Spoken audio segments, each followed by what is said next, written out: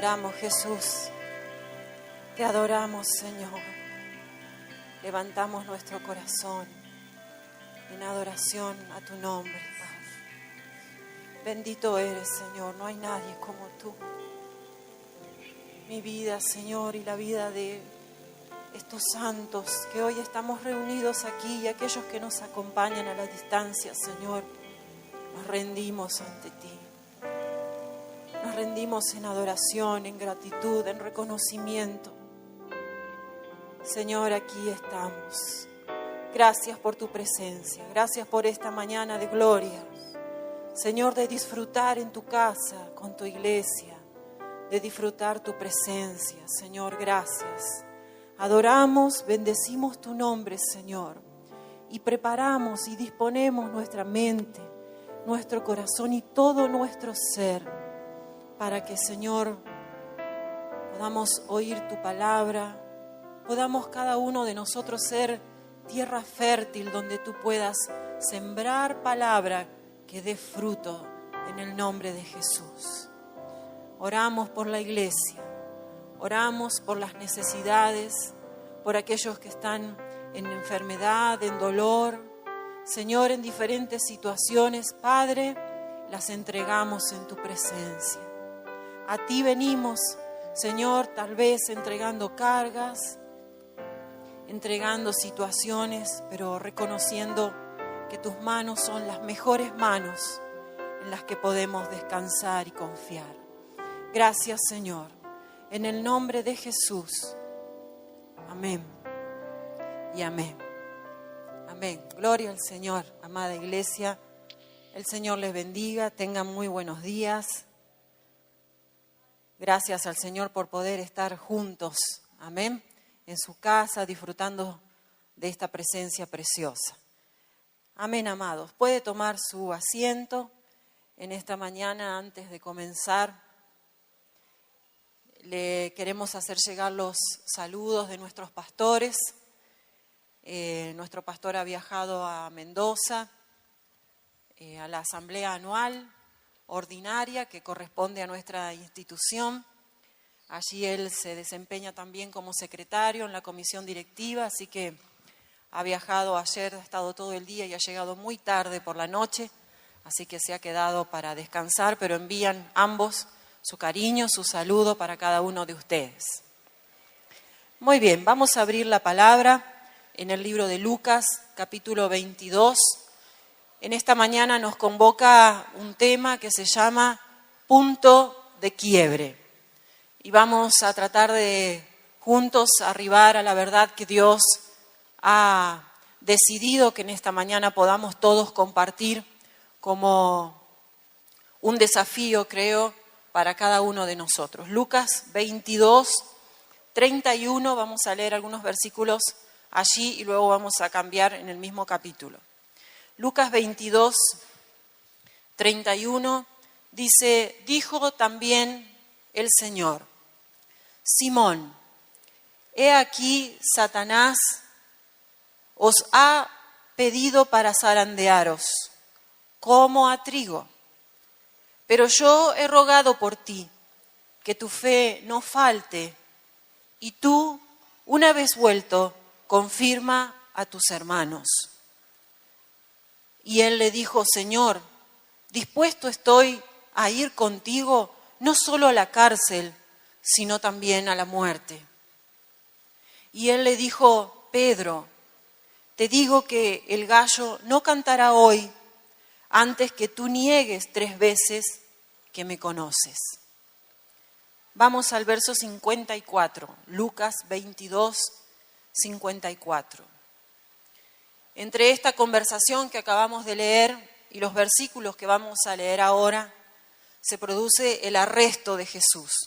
Jesús está próximo a su pasión y muerte y va a tener esta conversación que leímos con Pedro, la leímos un pedacito, y dice verso 54, y prendiéndole, le llevaron y le condujeron a casa del sumo sacerdote, y Pedro le seguía de lejos. Y habiendo ellos encendido fuego en medio del patio, se sentaron alrededor, y Pedro se sentó también con ellos. Pero una criada, al verle sentado al fuego, se fijó en él y le dijo: también éste estaba con él. Pero él lo negó diciendo: mujer, no lo conozco. Un poco después, viéndole otro, dijo: tú también eres de ellos. Y Pedro dijo: hombre, no lo soy. Como una hora después, otro afirmaba diciendo: verdaderamente también éste estaba con él, porque es Galileo. Y Pedro dijo: hombre, no sé lo que dices. Y enseguida, mientras él todavía hablaba, el gallo cantó. Entonces, vuelto el Señor, miró a Pedro, y Pedro se acordó de la palabra del Señor que le había dicho: antes que el gallo cante, me negarás 3 veces. Y Pedro, saliendo fuera, lloró amargamente. Hasta aquí la palabra de la historia que vamos a tomar como referencia. Permítame retomar esta historia con algunos puntos. Lo vamos a ver a Simón Pedro, un hombre común, un hombre sencillo, sin demasiada preparación, pero que el Señor Jesús lo había elegido, lo había llamado para que fuera parte de sus discípulos. Pedro era un hombre impetuoso, era un hombre reactivo, si se quiere. Lo vamos a ver en diferentes momentos del ministerio de Jesús. Pedro va a ser el que va a salir de la barca, Pedro va a salir el que lo va a reconocer como el Hijo de Dios, Pedro va a ser el que siempre va a estar ahí hablando, participando, a veces metiendo la pata también. Y en esta ocasión, Pedro va a ser sincero con el Señor y le va a decir: yo estoy dispuesto a acompañarte a la cárcel y hasta la muerte. Y Jesús, que sabía lo que estaba por ocurrir, que sabía lo que iba a pasar en el corazón, en la vida de Pedro, le dijo: Pedro, me vas a negar, no me vas a acompañar. Y antes de decirle eso, leíamos que Jesús le dice: yo he orado por ti. Fíjese que Jesús no dice: he orado por todos ustedes, sino que el Señor dijo: yo he orado por ti, para que tu fe no falte, y una vez vuelto, confirmes a tus hermanos. Pedro no entendió, y la sucesión de eventos fue corriendo, y va a llegar el momento en que van a arrestar a Jesús. Y ahí va a producirse la situación en la cual todo eso que Pedro había dicho se va a poner a prueba. Hasta ese momento no había sucedido o no había llegado la situación en la cual Pedro iba a tener que demostrar si iba a poder cumplir con esa palabra de estar dispuesto a seguir a Jesús, incluso hasta la muerte. Pedro estaba más bien acostumbrado a moverse en su círculo de comodidad o en su círculo más seguro con las personas y las situaciones que él manejaba, y que Jesús estaba en control de esas situaciones. Cuando aparece el arresto de Jesús con toda esa violencia, usted recuerda que vinieron con palos, ahí alguien va a cortar la oreja de un criado, no fue una situación pacífica, ¿no? Venían a arrestarlo, el mismo Jesús lo va a decir, como si él fuera un ladrón. Lo vinieron a buscar. Y en medio de esa turbulencia, Pedro va a empezar a darse cuenta de que ya no podía llevar adelante eso que había dicho. De repente se dio cuenta de sus limitaciones, se encontró con sus miedos, con inseguridades. De repente la presión de la situación, lo que significaba, el riesgo que significaba para él, que los soldados supieran que él era uno de los discípulos, de repente fue más fuerte que la disposición de servir al Señor. Y estando el Señor en el patio, usted sabe que se burlaban de él, le hicieron un montón de cosas y Pedro miraba de lejos. Y no debe haber sido demasiado lejos, porque Jesús logró mirar a Pedro después que Pedro lo negó. Pedro vio todo lo que estaba sucediendo y cuando lo reconocían como uno de sus discípulos, él va a decir, no, yo no lo conozco, yo no sé quién es, no tengo ni idea. Y cuando estaba, dice, aún hablando la tercera vez que va Pedro a negar a Jesús, ocurrió lo que Jesús le dijo que iba a ocurrir. El gallo cantó. Y para nosotros el canto del gallo es nada. Yo tengo una vecina que tiene 3 y cantan todo el día. O sea que para mí que un gallo cante no significa demasiado. Al contrario, sí, por favor apaguen ese gallo que todavía estamos en horario de dormir. Pero para Pedro, el canto del gallo fue su punto de quiebre. ¿Por qué? Porque en ese momento, como decimos nosotros, le va a caer la ficha a Pedro y se va a dar cuenta de lo que había ocurrido en realidad. Se encontró de repente confrontándose con sí mismo. Decíamos recién, de repente Pedro se dio cuenta que no era tan fuerte como él creía, que no iba a tener la suficiente fortaleza para resistir la presión ni los riesgos de la situación.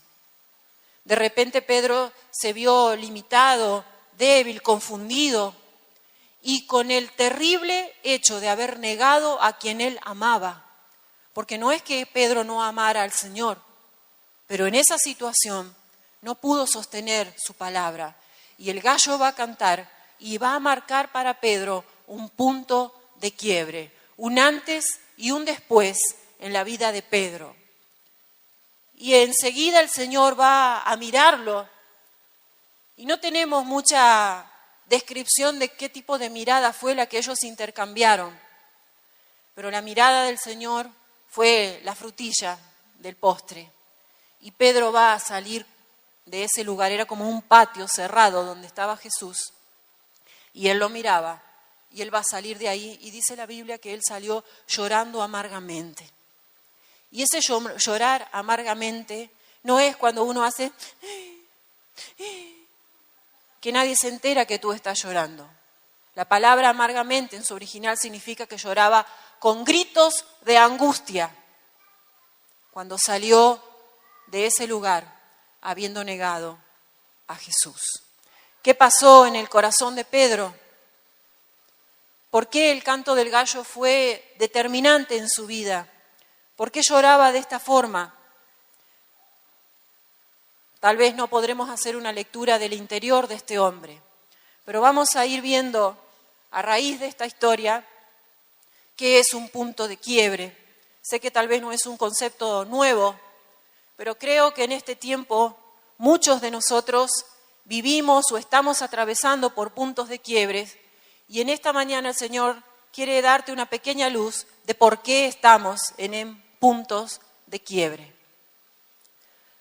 La historia de la humanidad, la historia que vivimos, como también tu historia y mi historia personal, está cargada de puntos de quiebre. Si pensamos en la historia de la humanidad, pensemos, por ejemplo, en las guerras mundiales, en las bombas nucleares. Hoy estamos un poco reviviendo esa sensación con la guerra que hay allí, muy lejos de aquí, pero a la vez tan cerca. Lo que han sido las catástrofes naturales, los tsunamis, los terremotos, lo que ha sido, por ejemplo, el ataque terrorista a las Torres Gemelas, lo que pasó en Argentina, por ejemplo, con la AMIA, con Cromañón, son puntos de quiebre. ¿Por qué? Porque hay un antes y un después de esa situación, de ese momento. A partir de lo que fue el ataque a las Torres Gemelas, se revisó y se actualizó todo lo que tiene que ver con la seguridad aeroportuaria a nivel internacional. Ya las cosas no son como antes. Tú no puedes llevar un cuchillito ni de juguete. Aquí, cuando muchos jóvenes perdieron la vida en un incendio, nos dimos cuenta que las normas de seguridad están puestas para prevenir accidentes. Y tuvieron que morir un montón de personas para darnos cuenta que es necesario respetar las capacidades, tener las vías de escape abiertas, los matafuegos en condiciones, las reglas, las normas de seguridad, las habilitaciones. Puntos de quiebre. Hay un antes y un después. En la vida de los cristianos, en la vida de los hijos de Dios, también hay un punto de quiebre que compartimos todos en común, o que deberíamos compartir, y es el arrepentimiento.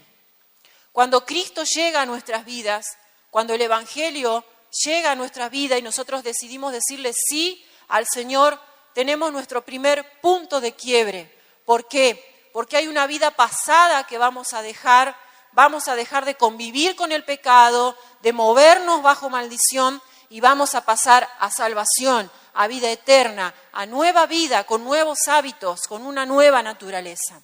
Se produce allí entonces un punto de quiebre. Y en tu caminar y en mi caminar con el Señor va a haber muchos puntos de quiebre. Por ejemplo, cuando el Señor te hace un llamado y tú decides obedecer a ese llamado. Porque el Señor puede hacer llamados, pero mientras tú no obedezcas, no habrá punto de quiebre. Pero cuando tú decides obedecer a ese llamado, se va a producir en tu vida, como se produjo en la mía y el de tantos que hoy están aquí conmigo presentes y tal vez que nos escuchen, un punto de quiebre. Algo va a quedar atrás y algo nuevo va a comenzar para proyectarnos hacia adelante. Los puntos de quiebre vamos a tratar de definirlos brevemente. Creo que nos estamos entendiendo para poder llegar al corazón de este mensaje. Son momentos, son situaciones, son circunstancias en las que se producen cambios.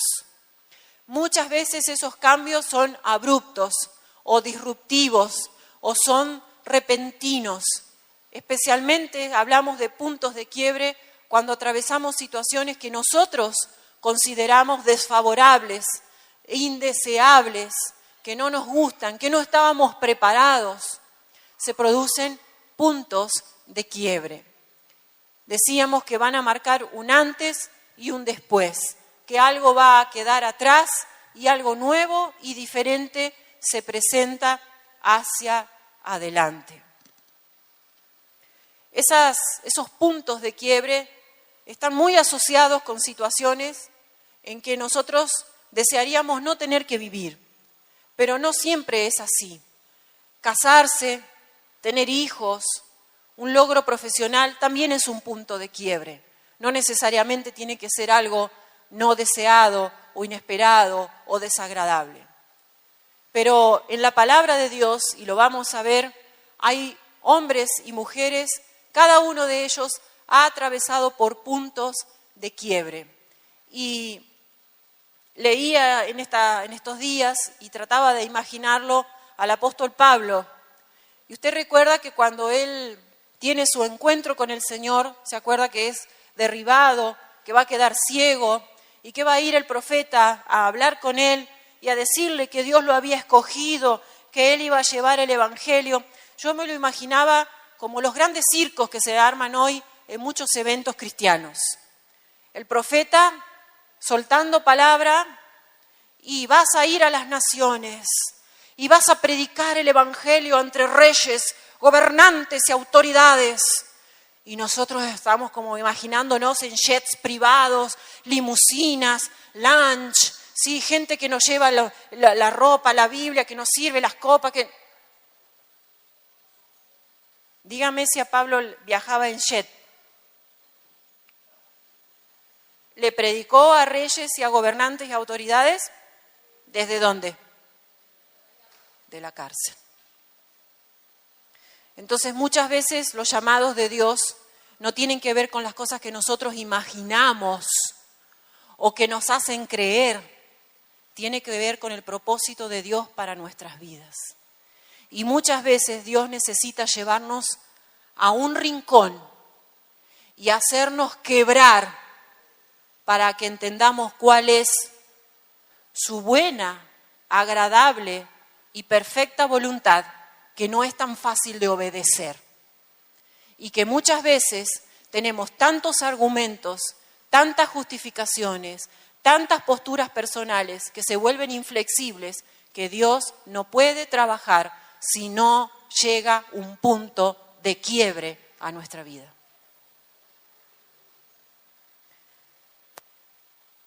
Aunque fiero suene, a todos nos ha pasado, o creo que a la mayoría tal vez. Un punto de quiebre nos cambia. Un punto de quiebre jamás nos dejará igual, a menos que seamos necios y no aprendamos nada de lo que Dios quiere enseñarnos. Un punto de quiebre es parte de un proceso de transformación, de tomar otra forma, y no cualquier forma, sino la forma que Dios quiere darnos.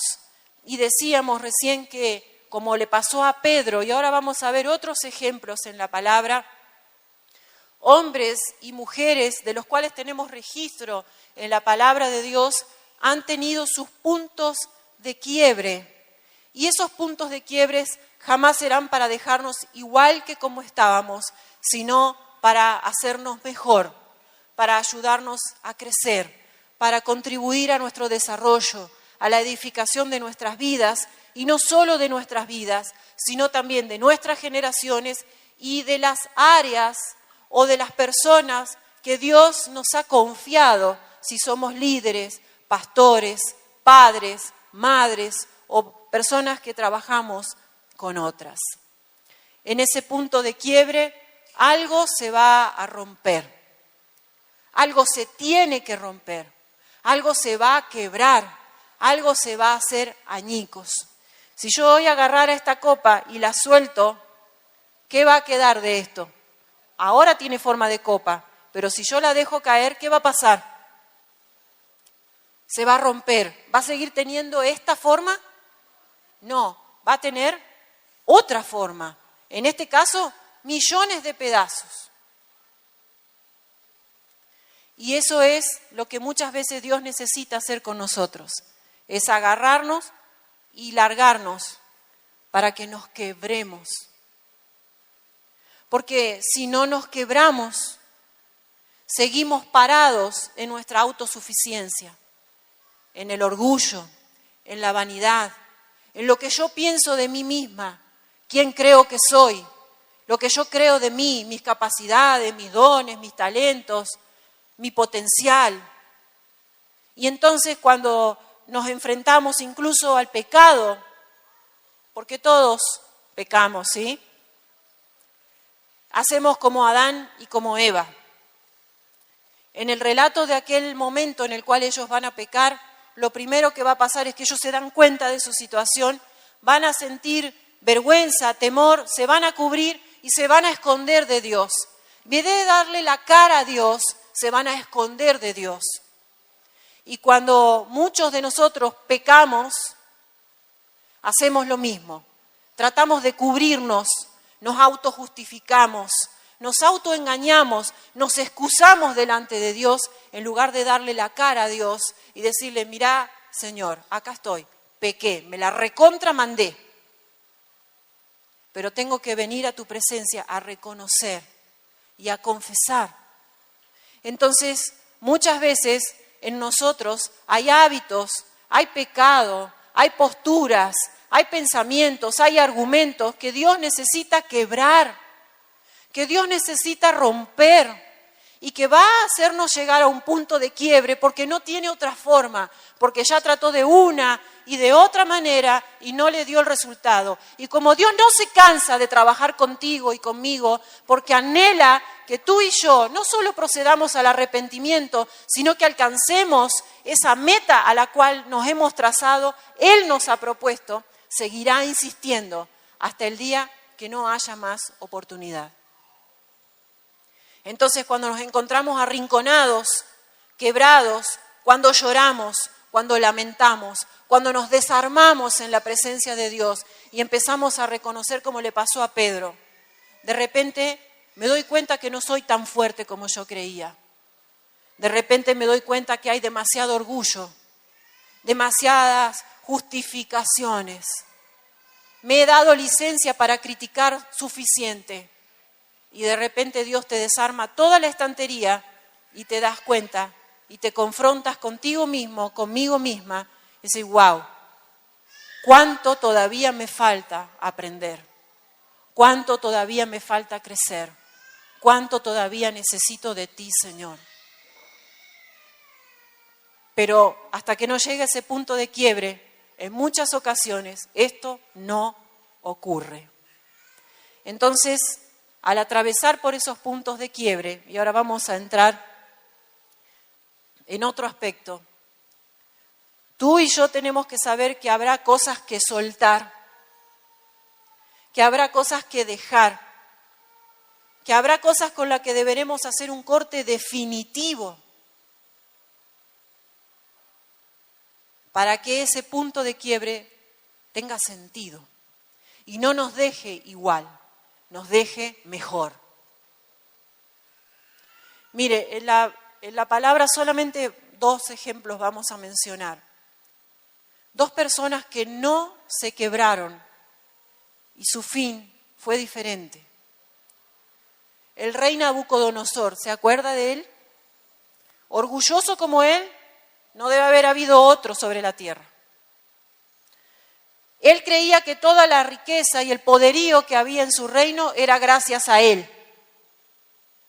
El pupo del mundo se creía, o el ombligo del mundo, como dice el dicho. Pupo, bueno. Dijera el pastor, la última Coca-Cola del desierto. Y vino palabra de Dios y le dijo, si no te arrepentís y no reconoces que el poder que tenés, que el reino que tenés, que las riquezas que tenés vienen de Dios, vas a terminar como una bestia, comiendo pasto, hecho un loco, te van a echar afuera, vas a vivir como un animal. Y Nabucodonosor no entendió, ni reconoció. Y un día dice que mientras se pasaba por el tejado, por el balcón, Dios le dijo, te dije que si no me reconocías, ibas a terminar como un animal. Y al instante empezó a caminar en 4 patas como un loco, comía pasto y lo echaron como si fuera un bicho. ¿Sabe cuándo volvió a la cordura Nabucodonosor? Cuando Dios le permitió levantar la cabeza y decir, ahora reconozco que tú eres Señor, que nada soy, que lo que tengo, lo que puedo, lo que soy, lo que tengo, viene de tu mano. ¿Qué le pasó a Judas? Judas en un momento creyó que podías traicionar a Jesús y que nada iba a pasar. Es más, creyó que con 30 monedas de plata se iba a ir de vacaciones al Caribe. Y llegado el punto de quiebre, no le sirvieron para nada. Y cuando fue a revoleárselas a los sacerdotes y a los que habían hecho toda la tramulla para crucificar a Jesús, y le dijo, no, yo no quiero saber más nada, me arrepiento, le dijeron, ya es tarde, allá tú con tu problema. ¿Cómo terminó Judas? Puntos de quiebre. Fue demasiado tarde para él. Dijimos recién, el primer punto de quiebre y el que todos podemos decir que de alguna manera compartimos como hijos de Dios se llama arrepentimiento. Permítame en esta mañana volver sobre el concepto de arrepentimiento para que sea también arrojada luz en ustedes como lo fue en mí. A veces pasamos demasiado rápido por el arrepentimiento. ¿Por qué necesitamos el arrepentimiento como primer punto de quiebre en nuestra vida? Porque cada uno de nosotros ha nacido con una naturaleza pecaminosa que se va manifestando a lo largo de nuestra vida. Y a medida que crecemos, comenzamos a tener hábitos de pecado, convivimos con el pecado. Y presta atención a esto. Una persona que no conoce a Dios, que no teme a Dios, que es una persona carnal, como la denomina Pablo, no siente dolor por el pecado, porque convive con el pecado de una forma natural. Mentir, robar, adulterar, lo que fuera que sea que está cometiendo, para él o para ella, no siente dolor porque vive en pecado. Pero un hijo de Dios no puede pecar y no sentir dolor, porque si pasó por arrepentimiento, entendió que el arrepentimiento es un corte entre la vieja naturaleza, la vieja vida, la convivencia con el pecado y la nueva vida en Cristo, cuando decimos sí, Señor.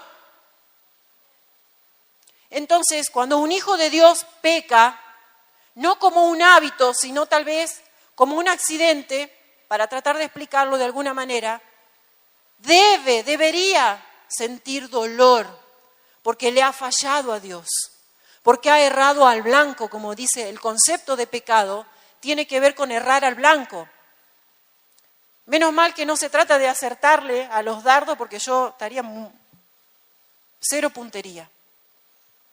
Y nosotros en la vida tampoco tenemos puntería, porque nuestra naturaleza es una naturaleza del pecado, inclinada al mal.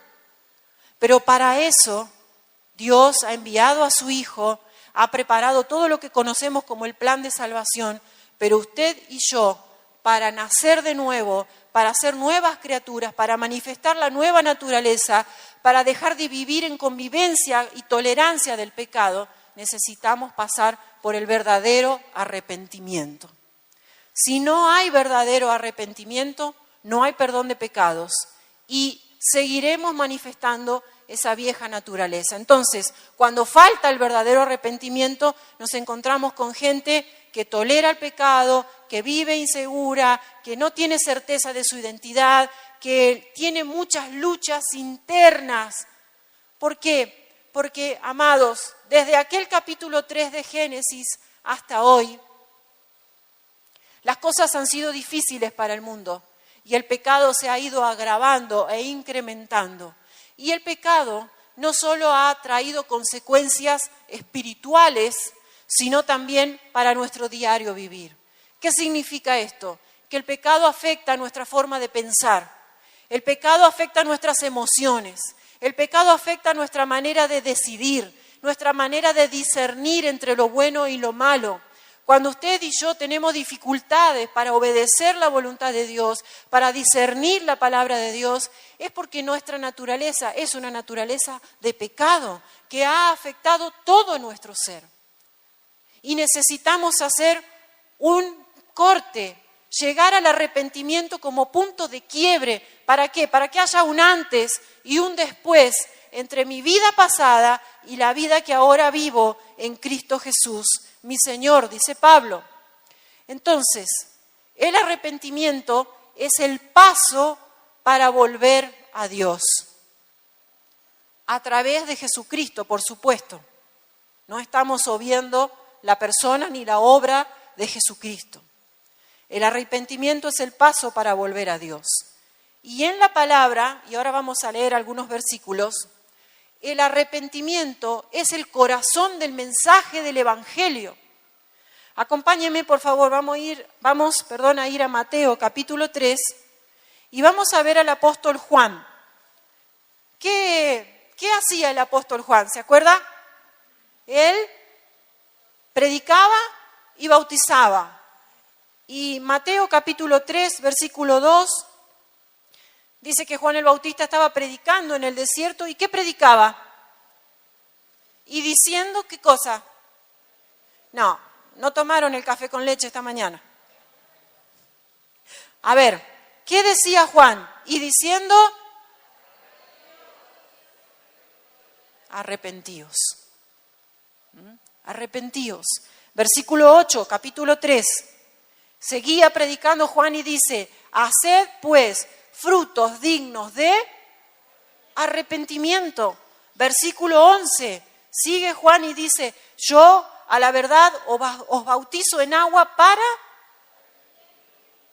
O sea que el corazón de la predicación de Juan, y usted lo puede leer en Marcos y en los Evangelios, era arrepiéntanse, arrepiéntanse. Y ahí mismo le va a aparecer el Señor Jesús. ¿Se acuerda que también vino a bautizarse? ¿O no? Era obediente el Señor. Mateo capítulo 4, versículo 17.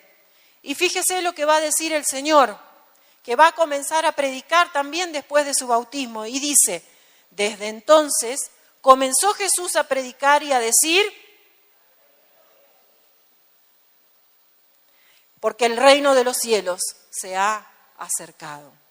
Lucas 5:32. El Señor va a decir, no he venido a llamar a justos, sino a pecadores al arrepentimiento. Y luego Jesús va a enviar a sus discípulos a predicar, y luego va a suceder su muerte, su resurrección, su ascensión, va a venir la iglesia, los apóstoles van a empezar a predicar, ¿y a qué no sabe qué predicaban? Vamos a la palabra. Marcos, capítulo 6, versículo 12, dice, y saliendo los 12, encomendados por Jesús, predicaban que los hombres se arrepintiesen. Libro de Hechos, capítulo 2, verso 38, dice la palabra, Pedro, ¿quién? ¿Quién va a decir? Atentos acá. Pedro les dijo, arrepentíos y bautícese cada uno de vosotros en el nombre de Jesucristo para perdón de pecados y recibiréis el don del Espíritu Santo. Capítulo 17, libro de Hechos, versículo 30. Pablo ante los griegos, los que se creían que se las sabían a todas, y le va a decir, pero Dios, habiendo pasado por alto los tiempos de esta ignorancia, ahora manda a todos los hombres en todo lugar que se arrepientan. El arrepentimiento no es una opción, el arrepentimiento es un paso necesario, es un punto de quiebre para dejar atrás la vida pasada, el hábito, la convivencia con el pecado, la vieja naturaleza, todo aquello que venimos arrastrando y hacer un corte para comenzar una nueva vida. Y si bien la santificación es progresiva y hay cosas en nuestras vidas que son parte de un proceso que no son inmediatas, debe haber, para que ese proceso sea encaminado correctamente, tiene que haber una decisión firme de cortar con todo aquello que no agrada a Dios. ¿Por qué decimos esto? Porque el concepto que tenemos en el Nuevo Testamento de la palabra arrepentimiento, y yo no les traje el griego y el origen para no hacer lío, pero en su original el arrepentimiento tiene dos componentes. Si esos dos componentes que ahora vamos a mencionar no se dan, entonces no vamos a tener arrepentimiento, vamos a tener remordimiento, que es muy diferente, y ahora lo vamos a trabajar muy brevemente. En primer lugar, el arrepentimiento tiene un componente emocional. Ese componente emocional es lo que dijimos hace un ratito. El dolor, el peso, el lamento por saber que soy pecador, que fui destituido de la gloria de Dios, que no tengo esperanza de vida eterna, que no hay esperanza para mí, a menos que decida que Jesús sea mi Señor y mi Salvador. Y si soy un hijo de Dios y he pecado, también tengo que sentir dolor porque le he fallado a Dios, porque he errado al blanco, porque decidí. Ese es el componente emocional. Es muy normal y es común y está bien que suceda que cuando hay verdadero arrepentimiento haya llanto, dolor, lágrimas, tristeza, días de tristeza. Porque entiendo que el pecado es grave, es más grave de lo que yo entiendo y necesito perdón. Y el segundo componente que debe estar presente es el componente volicional o de la voluntad. ¿Qué es esto? Es la decisión y es la firme decisión de cortar con el pecado, de cortar con esos hábitos, de cortar con una vieja vida, de dejar de justificarme, de dejar de criticar, de dejar de contaminarme, de dejar de mezclarme con el mundo, con los amigotes, con la porquería Porque si no terminamos como el hijo pródigo. ¿Sabe qué? Y ahora vamos a hablar de él. Cuando tuvo hambre, ya no tenía nada que comer. ¿Y sabe qué anhelaba comer? La porquería de los chanchos en los chiqueros. ¿Por qué? Me pregunto yo, ¿por qué hay hijos de Dios que teniendo una mesa servida de palabra y de honra, de haber sido lavados con la sangre de Cristo, se siguen revolcando en los mismos chiqueros? ¿Es que acaso no hubo verdadero arrepentimiento? Es una pregunta que me surge a mí. Tal vez no la compartimos, pero es una pregunta que duele.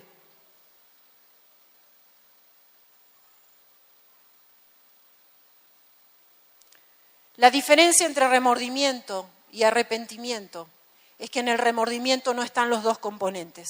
El remordimiento es solo emocional. Me siento mal, me siento culpable porque le grité a mi esposa, a mi esposo o a mi hijo o hice algo que sé que está mal y me siento muy mal y me siento muy mal y lloro y me siento culpable y ahí estoy y doy vueltas hasta que se me pase. Entonces, como no está el componente de la decisión, de la determinación, vuelvo a reincidir. Me siento mal, pero no estoy decidido a cambiar. De alguna manera, no estoy decidido a cambiar. Entonces, repito. Y me sigo sintiendo mal, pero no lo acompaño con la firme decisión de cortar. Entonces, el remordimiento no es un punto de quiebre. El arrepentimiento es un concepto bíblico, el remordimiento no. El arrepentimiento necesita dolor, necesita que nos sintamos culpables, pero la Biblia nos enseña que la sangre de Cristo trabaja con nuestra culpa porque la cargó el Señor.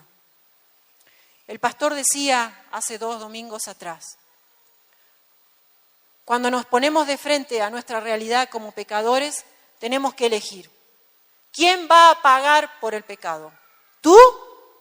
¿O vamos a dejar que el Señor pague nuestra culpa? La paga del pecado es muerte. Quien no reconozca y se arrepienta de sus pecados, va a pagar con su vida y su eternidad por sus pecados, porque no reconoce que Jesucristo es nuestro Salvador. Él es nuestra justificación. ¿Me explico? Cuando nosotros aceptamos al Señor, le decimos sí como Salvador, como Señor, aceptamos su perdón, comenzamos una nueva vida, Él ya pagó por nuestros pecados en la cruz. Ya fue consumado. El arrepentimiento necesita que nos humillemos, que nos quebremos, que nos desarmemos delante de Dios, que no nos presentemos con justificaciones, con excusas, tratando de explicarle a Dios lo que no tiene explicación, como si Dios no lo hubiera visto o no lo supiera.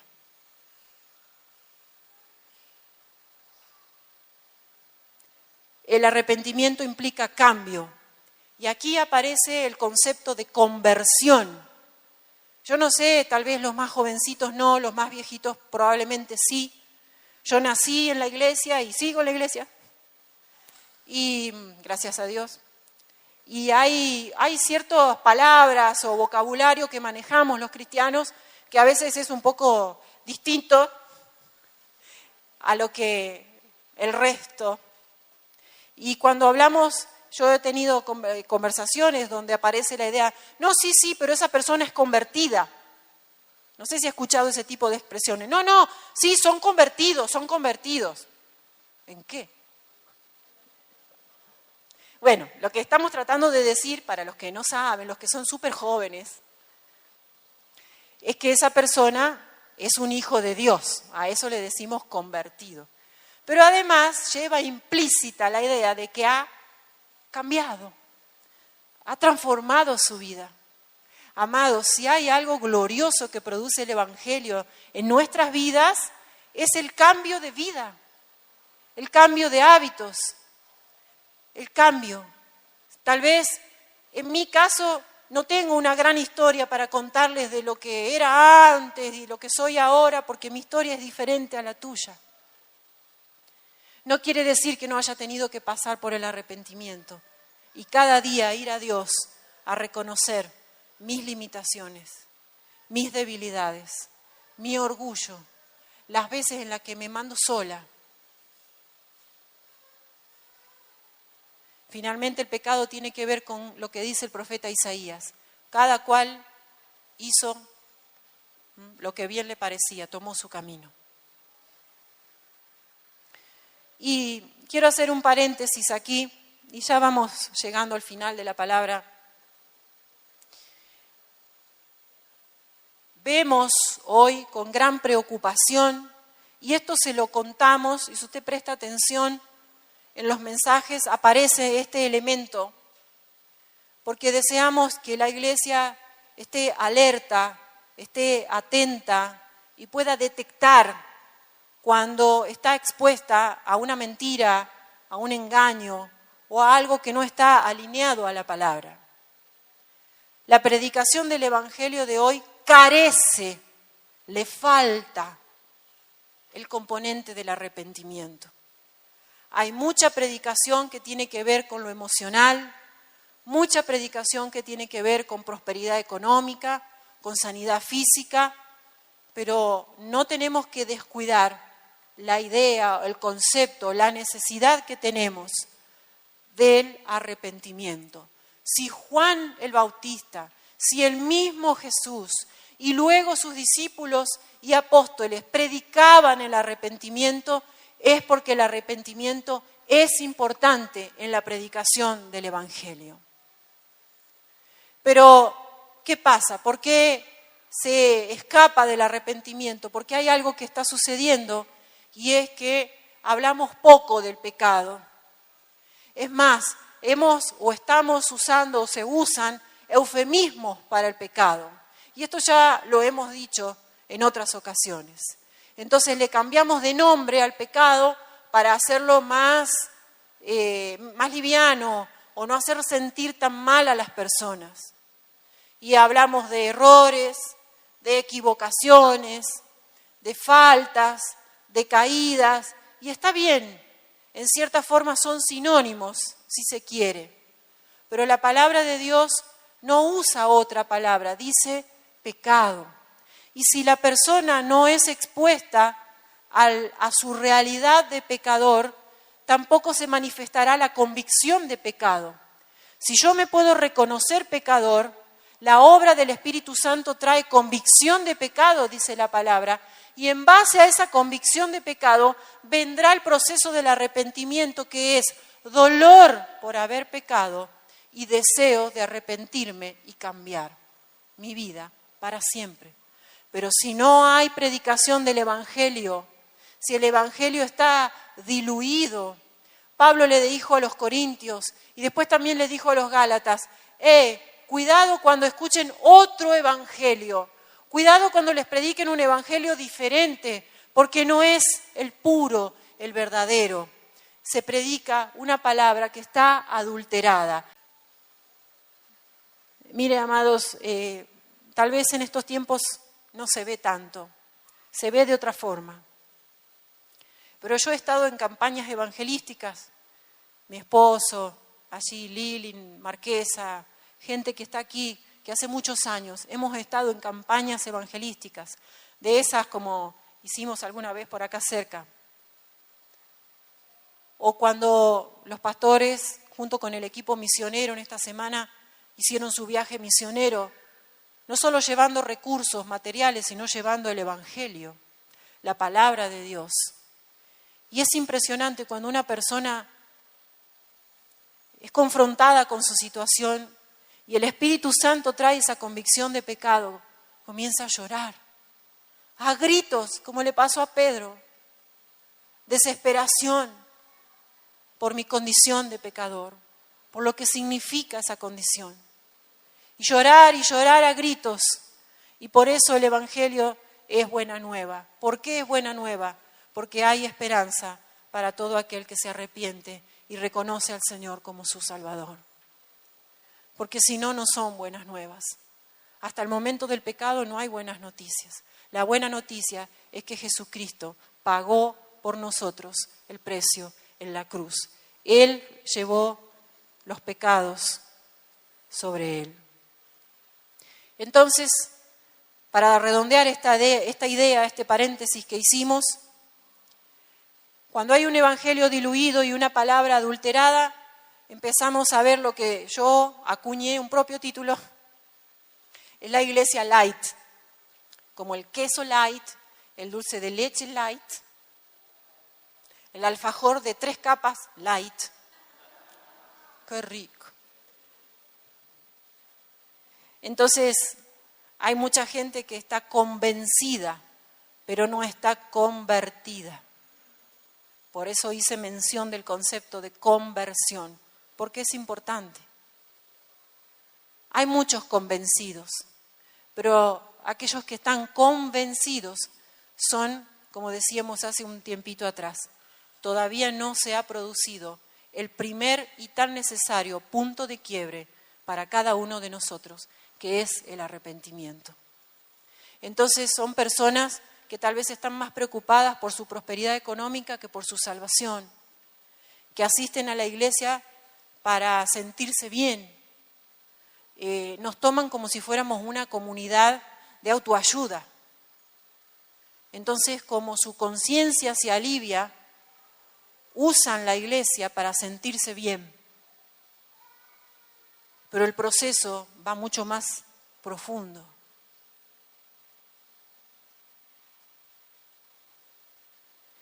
Son personas que en realidad no han hecho cambios genuinos. Y leíamos que Juan predicaba, haced pues frutos dignos de arrepentimiento. ¿Qué significa eso?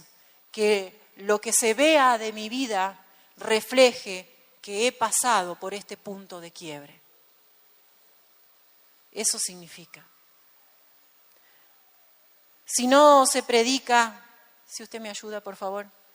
Si no se predica ni se enseña acerca del pecado y la necesidad de arrepentimiento para salvación, tampoco habrá convicción de pecado, dijimos. Y si no hay conciencia de las consecuencias del pecado, ¿quién va a querer arrepentirse? Si finalmente el pecado no es tan malo ni tan grave, ¿para qué me voy a arrepentir? Y podríamos hablar mucho más y más profundo, porque ya entramos a jugar también con la sangre de Cristo. Miren, en la palabra de Dios yo tomé algunos ejemplos, no los voy a poder desarrollar a todos. Vamos a ver algunos ejemplos. Vamos a ir al libro de Génesis, capítulo 22, verso 1 y 2. Vamos a encontrar allí la vida de Abraham. En ese momento ya habían pasado muchas cosas en su vida, ya estaba Isaac con él, y Dios le va a decir en el versículo 2, creo que es,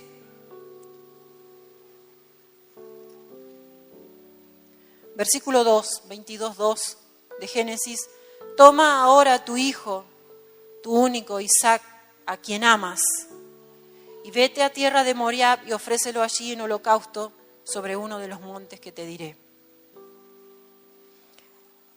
Por supuesto que la historia en aquel momento era muy diferente a la nuestra hoy.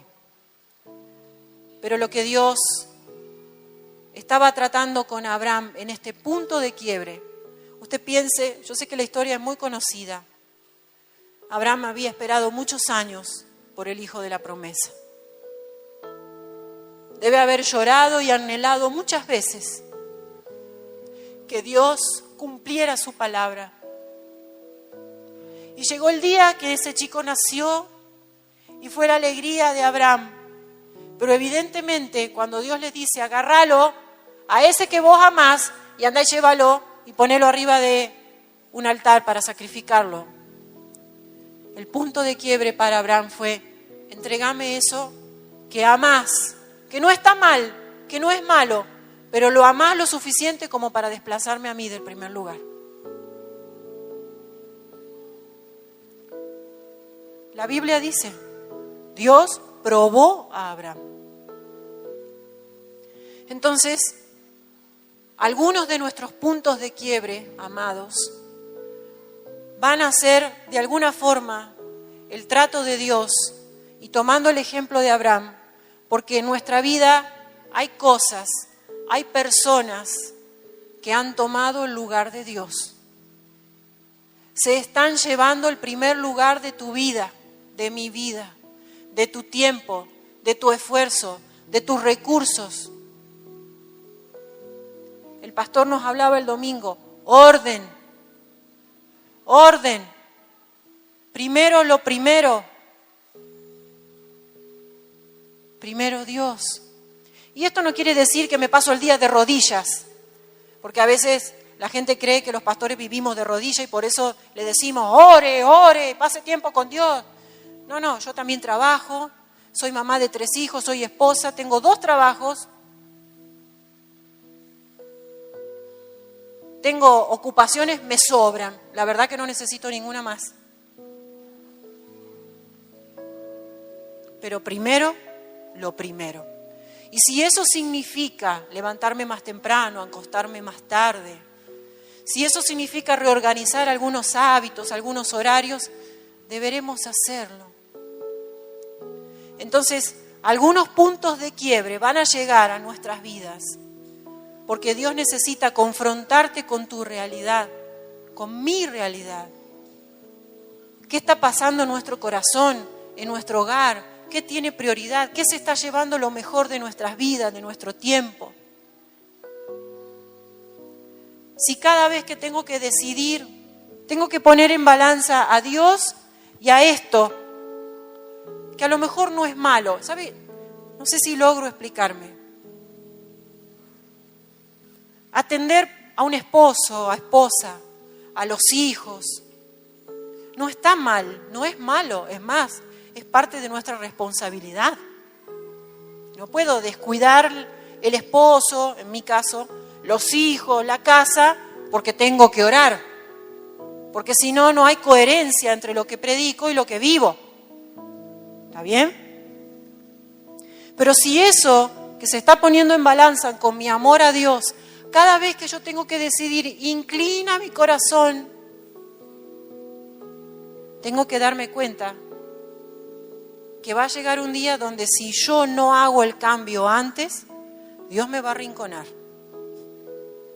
Dios va a llevarme a un punto de quiebre para que, como le pasó a Pedro, de repente nos demos cuenta de lo que está pasando en nuestro interior. Pablo dijo a los Filipenses, capítulo 3, versículo 8, todo lo que soy, los títulos, los honores, la posición que tengo, lo he perdido todo. Es más, lo tengo por basura con tal de ganar a Cristo. Este hombre sí, y ahora vamos a hablar de él también, había tenido su punto de quiebre. Jonás, bravo Jonás. Jonás, si quiere anotar, o lo podemos leer, porque por ahí hay que leerlo con atención a Jonás. Jonás capítulo 1, vamos a leer versículos salteaditos. Capítulo 1, verso 3 dice, Jonás se levantó, usted conoce la historia, ¿verdad? Jonás, profeta, recibe palabra de Dios, que vaya a predicar a Nínive, que se arrepientan de sus pecados, porque si no Dios los iba a castigar. Y dice el versículo 3 que Jonás se levantó para huir de la presencia de Jehová a Tarsis. Y descendió a Jope y halló una nave que partía para Tarsis y pagando su pasaje entró en ella para irse con ellos a Tarsis, lejos de la presencia de Jehová. Verso 7. ¿Se acuerda que se desata una tormenta? y dijeron cada uno a su compañero: venid y echemos suertes para que sepamos por causa de quién nos ha venido este mal. Y echaron suertes, y la suerte cayó ¿sobre quién? 17. Pero Jehová tenía preparado un gran pez que tragase a Jonás, y estuvo Jonás en el vientre del pez 3 días y 3 noches. Si usted se fija el capítulo 2, ¿sabe qué hay? Una oración de arrepentimiento. ¿Dónde ocurrió? En el vientre del pez. Ahí adentro fue su punto de quiebre. ¡Ay, tus olas pasaron sobre mí! Pero cabezón, si te dije que fuera a Nínive, ¿para qué agarraste para Tarsis? Y si usted quiere anotar y leer después, capítulo 4, verso 1, Jonás fue, obedeció, predicó, pero se enojó. Un caso, Jonás. Y se sentó así como haciéndole berrinche a Dios. Yo sabía que los ibas a perdonar. Por eso no quería venir. 4:1. ¿Quiere que lo leamos? Para que vea que 1 y 2. Pero Jonás se apesadumbró en extremo y se enojó. Y oró a Jehová y le dijo: ahora, oh Jehová, ¿no es esto lo que yo decía estando aún en mi tierra? Por eso me apresuré a huir a Tarsis, porque sabía yo que tú eres Dios clemente, piadoso, tardo en enojarte y grande en misericordia, y que te arrepientes del mal. Yo sabía. El punto de quiebre para Jonás no solo tuvo que ver con arrepentirse por la desobediencia, sino también que Dios trató con él, con su enojo, con su ira, con la forma en la que él pensaba. Jonás tuvo que aprender misericordia. Jonás tuvo que dejar sus prejuicios. Tal vez habría mucho más para explicar de por qué él también actuó de esta forma. Pero sin embargo Dios lo llevó a un punto de quiebre.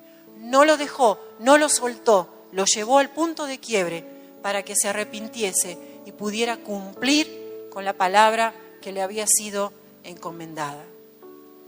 Tal vez también nosotros tengamos que pasar por algún punto de quiebre, donde tengamos que reconocer que desobediencia siempre va a tener consecuencias.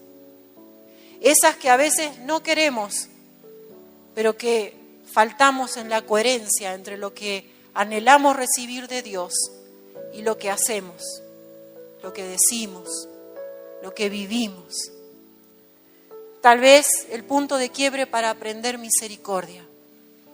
Porque a pesar de que son malos, de que son nuestros enemigos, a pesar de que me dañó, a pesar de lo que otra persona te hizo, nos hizo o nos están haciendo como sociedad, también necesitan a Jesús, también necesitan la gracia, también necesitan misericordia.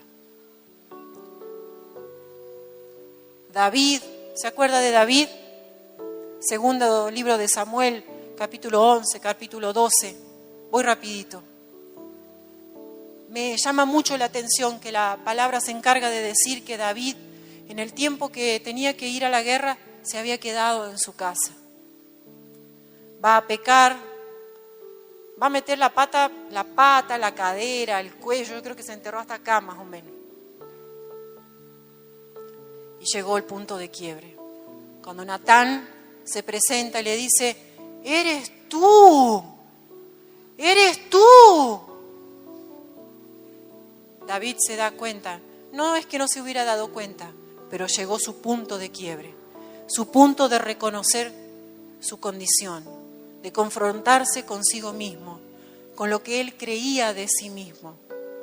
Y David se va a quebrar, pero no pudo eludir las consecuencias de su pecado. Puntos de quiebre.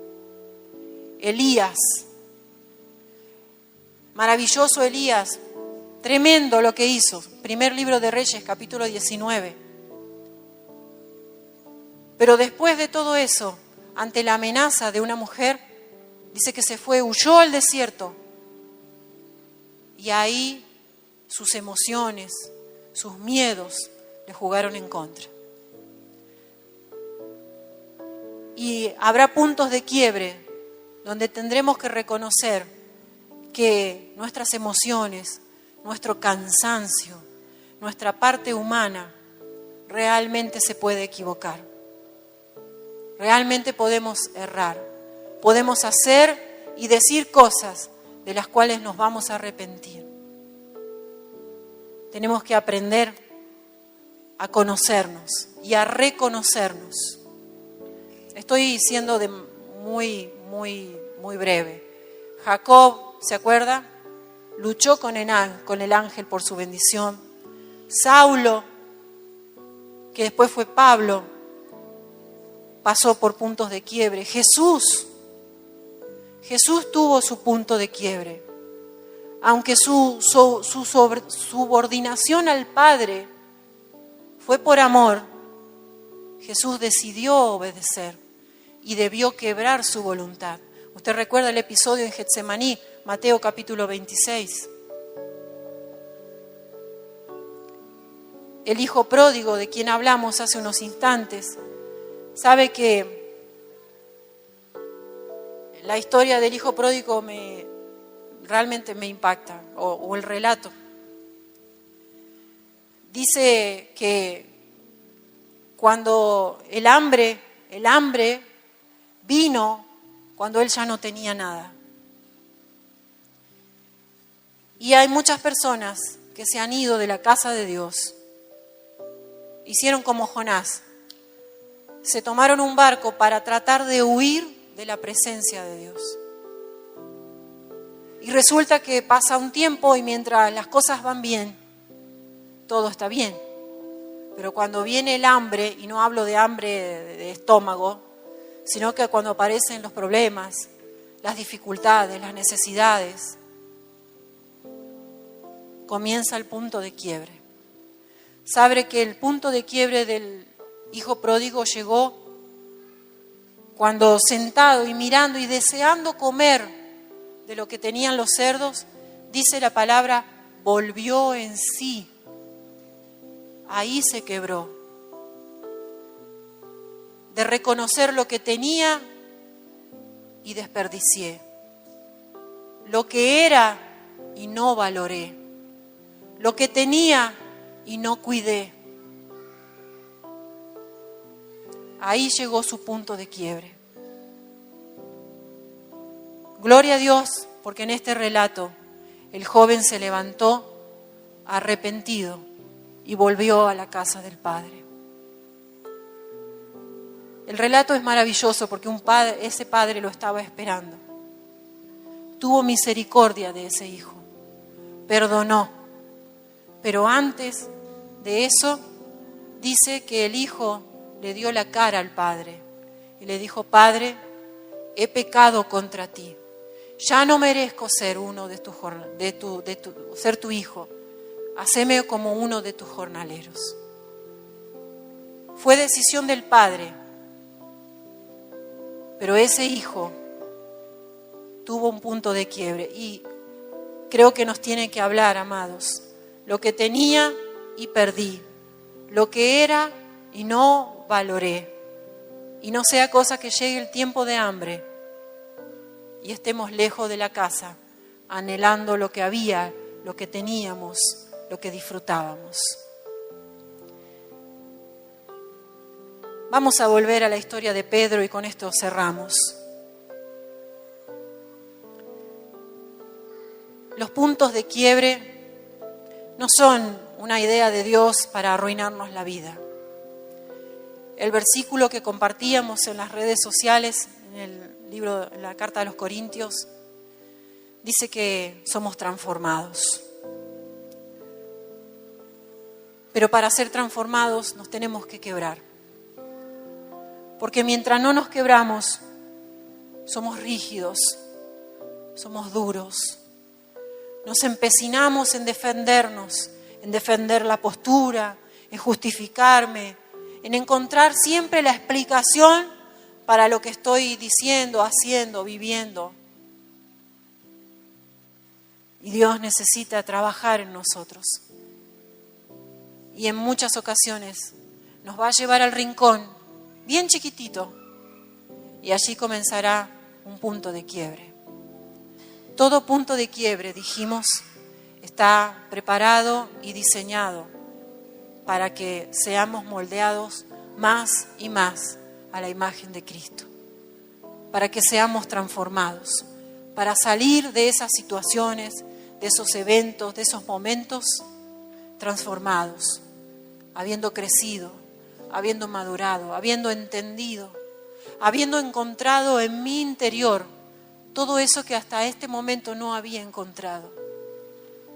Mire, volviendo a la historia de Pedro, de repente este hombre impetuoso, este hombre que todo el tiempo estaba ahí, así súper activo y reactivo, de repente lo vemos llorar amargamente, porque Jesús le dijo, ¿me vas a negar?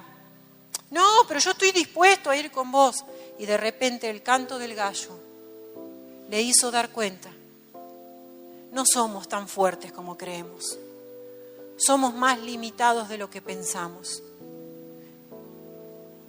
Necesitamos a Dios. Necesitamos la forma de Dios. Necesitamos ser transformados. Pero Dios necesita, y no tenga miedo, Cristina, nada, voy a tratar de no romperla. Dios necesita rompernos. Entre lágrimas, entre el dolor, muchas veces aprendemos las lecciones más importantes de nuestra vida, pero que no nos dejan igual, nos ayudan a crecer. Mire, Pedro en ese llanto amargo se arrepintió.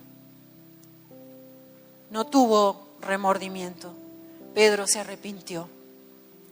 Y vamos a ver en el Evangelio de Juan, capítulo 21, verso 15, anótelo por si quiere, la historia es conocida. Jesús, ya resucitado, se le va a aparecer a sus discípulos y va a tener una conversación con Pedro. De nuevo Pedro, cuando vio de lejos y le pareció que era el Señor, y nomás se bajó del barco, dice, y se ciñó la ropa y salió corriendo. Él no había dejado de ser Pedro, pero lo que había cambiado era su interior. Porque la obra de Dios es desde nuestro interior y se comienza a reflejar en el exterior. Por eso decíamos, cuando hay verdadero arrepentimiento, cuando el arrepentimiento ha sido para nosotros un punto de quiebre, hay frutos, hay evidencia, somos convertidos, somos transformados. Iba a haber una conversación entre Jesús y Pedro, y es la conversación más linda. Pedro, ¿me amas? Siempre me acuerdo de Luz cuando cuento o leo este relato. Luz, Jofre, el relato especial de ella era este: Pedro, ¿me amas? Chiquitito, Pedro, ¿me amas? Jesús sabía que Pedro le amaba, pero una vez más lo va a confrontar con eso que había en su interior. Pedro, ¿me amas? Y el Señor le va a encomendar una tarea maravillosa. Y leíamos que Pedro predicaba el Evangelio, predicaba del arrepentimiento, y el Señor se manifestaba. Y siguió tratando con él, como buen cabezón, como cada uno de nosotros. Tal vez pasemos por muchos momentos en los cuales Dios va a obrar, va a trabajar, va a quebrar nuestras vidas.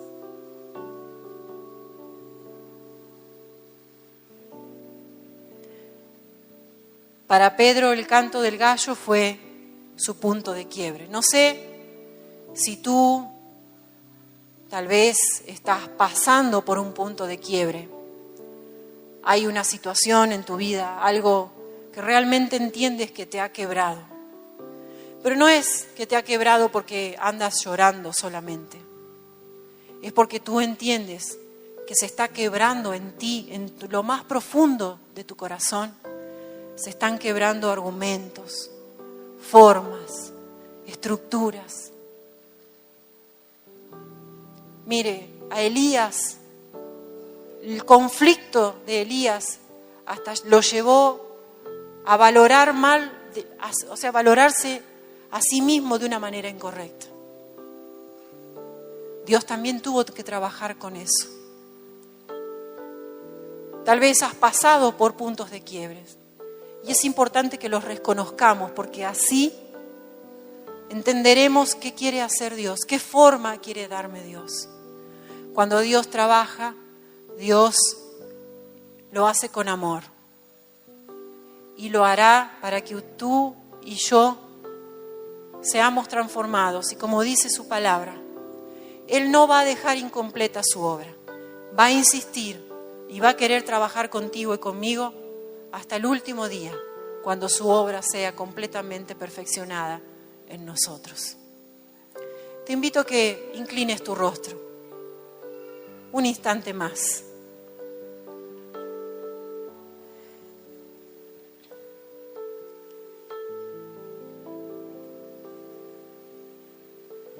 Que cuando llegue el día, el momento en el que el gallo cante para ti y para mí,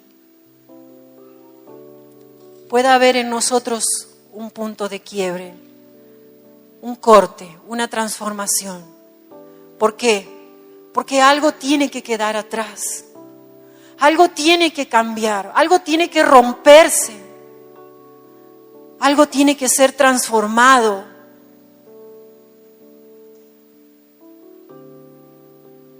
Señor, en el nombre de Jesús, en esta mañana,